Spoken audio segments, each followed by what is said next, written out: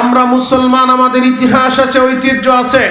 আমরা কচুরি বানানো নাই ভেসে ভেসে দেশে আসি নাই। ইসলাম আর কোরআন কচুরি বানানো নাই ভেসে ভেসে দেশে আসে নাই। এই কোরআন 2025 সালের আজকে 13ই ডিসেম্বর 2025 সাল, এই অবদা কলোনি পর্যন্ত কোরআনটা আসতে অনেক রক্ত এবং জীবনের প্রয়োজন হয়েছে। কথা বলেন ঠিক কিনা? এই কোরআনের জন্য আল্লাহর নবী নিজে দান শহীদ করেছেন। কথা বলেন ঠিক কিনা? এই কোরআনের জন্য আল্লাহর নবী রক্ত ঝরিয়েছেন। এই কোরআন, এই ইসলাম টিকিয়ে রাখার জন্য নবীর অনেক সাহাবীরা মায়ের কোলটা খালি করে দিয়েছেন। এই কোরআন, এই ইসলাম টিকিয়ে রাখার জন্য নবীর অনেক সাহাবীরা সন্তানগুলোকে এতিম করে দিয়েছেন। এই কোরআন, এই ইসলাম টিকিয়ে রাখার জন্য নবীর অনেক সাহাবীরা স্ত্রীদেরকে বিধবা করে দিয়েছেন। এই কোরআন, এই ইসলাম টিকিয়ে রাখার জন্য যুগে যুগে অনেক আলেমকে ফাঁসির কাস্টে ঝুলানো হয়েছে, অনেক আলেমকে আয়না করে বন্দী করা হয়েছে, অনেক আলেমের উপরে জুলুম আর নির্যাতন হয়েছে। ও আমার নারায়ণগঞ্জের মুসলমান, সিদ্ধিরগঞ্জের মুসলমান, যে কোরআন পেয়েছি নবীর রক্তের বিনিময়ে, যে কোরআন পেয়েছি সাহাবীদের রক্তের বিনিময়ে, যে কোরআন পেয়েছি আলেমদের রক্তের বিনিময়ে, ত্যাগের বিনিময়ে, সেই কোরআন, সেই ইসলাম টিকিয়ে রাখার জন্য যদি আবার রক্ত দেওয়ার দরকার হয়, যদি আবার জীবন দেওয়ার দরকার হয়, সিদ্ধিরগঞ্জের আশিক রাসূলরা আপনারা কারা কারা কোরআনের জন্য, ইসলামের জন্য, দ্বীনের জন্য জীবন দিতে পারবেন? হাতগুলো আল্লাহকে দেখায় দেন। আল্লাহ কবুল করুক, সকলে বলেন আমিন। মাইক ডাইন অথবা বাম থেকে কানের দিকে মারো, তাড়াতাড়ি করো মিয়া। আমার আওয়াজ আমার ক্লিয়ার শুনতে হবে, আমি কি বলি আমার টাগে আমার শুনতে হবে, পরে শ্রোতারা শুনবে। ডান দিক থেকে অথবা বাম দিক থেকে মাইক মারো, অথবা এই বক্সটা ঘুরে আমার কানের দিকে মারো, যে কোনো একটা কাজ করো, দ্রুত করো। আর ইকু কমাও, ইকু কমাও, আওয়াজ মিষ্টি করো। যে টেকনিশিয়ান দুর্বল হও, সিনিয়র যে আছে তারা আসতে বলো, মাইকে ঢুকবে। আল্লাহ এদেরকে একবার হলো হজ করার তৌফিক দেন। আল্লাহ যারা যারা আমিন বলছে বারবার হজ করার তৌফিক দেন। আল্লাহ, আমি মনিরুল ইসলাম শরীয়তপুরের মাইকের আওয়াজ শোনার পরে মাত্র 10 মিনিটের ভিতরে যারাই জান্নাতের সামিয়ানার ভিতরে আসবে এবং বসবে, মরার আগে একবার হলো দয়ার নবী, মায়ার নবী, উম্মতের দরদি নবীর নূরানি চেহারাটা আপনি স্বপ্নে যুগে দেখায় দেন। চিৎকার মেরে বলেন আমিন। আল্লাহ দেখেন তো কোন কোন আশিক রাসূল আমিন বলছে, যারা যারা আমিন বলছে বারবার স্বপ্নে যুগে আপনার হাবিবের দিদার নসিব করে দেন। চিৎকার মেরে বলেন আমিন। দোয়াগুলো ভালো না খারাপ?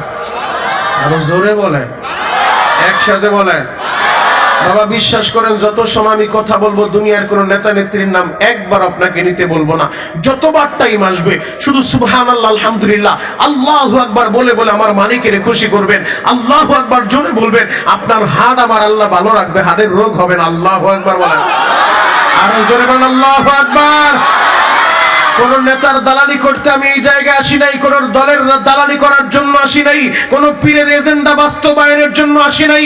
আমি মনিরুল ইসলাম শরীয়তপুরি প্রতিদিন টেকনাফ থেকে তেতুলিয়া সারা বাংলাদেশে ঘুরে ঘুরে একটা মেসেজ যুবকদেরকে দেয়া যাই, যুবক তুমি কোন দল করো এটা তোমার বড় পরিচয় হতে পারে না। তুমি আওয়ামী লীগ করো, বিএনপি করো, জামাত করো, ইসলামী আন্দোলন করো, খেলাফত করো, তোমার ব্যক্তিগত ব্যাপার। তুমি চরমনের পীরের মুরিদ, উজানির পীরের মুরিদ, বাহাদুরপুর পীরের মুরিদ, জনপুরের পীরের মুরিদ, তোমার ব্যক্তিগত ব্যাপার, এগুলো তোমার পরিচয় না। পরিচয় হবে একটাই, আমরা এক আল্লাহর বান্দা, এক নবীর উম্মত। কথা বলেন ঠিক কিনা? দল যেটা মন চায় সেটা করবেন, পীর আপনার যেটা ভালো লাগে আপনার পীরের কাছে আপনি যান, পীর পীরের জায়গায় রাখেন। যেহেতু আমাদের আল্লাহ এক, আমাদের নবী এক, আমাদের কাবা এক, আমাদের কোরআন এক, আমাদের মদিনা এক। দল মত নির্বিশেষে মর্দে মুজাহিদের মতো একটা আওয়াজ দিয়া দেখায় দিবেন যে আল্লাহ আমাদেরকে ভালোবেসে কোরআন দিয়েছে, ইসলাম দিয়েছে, সর্বশ্রেষ্ঠ নবীর সর্বশ্রেষ্ঠ উম্মত বানিয়েছে এই বাংলার জমিন। 95 ভাগ মুসলমানের দেশের ভিতরে যদি কোনো নাস্তিক, যদি কোনো মুরতাদ আমার কোরআনের বিরুদ্ধে কথা বলে, আমার নবীর বিরুদ্ধে কথা বলে, সে যত বড় নেতার খেতা হোক, এগুলা দেখার টাইম আমাদের নাই।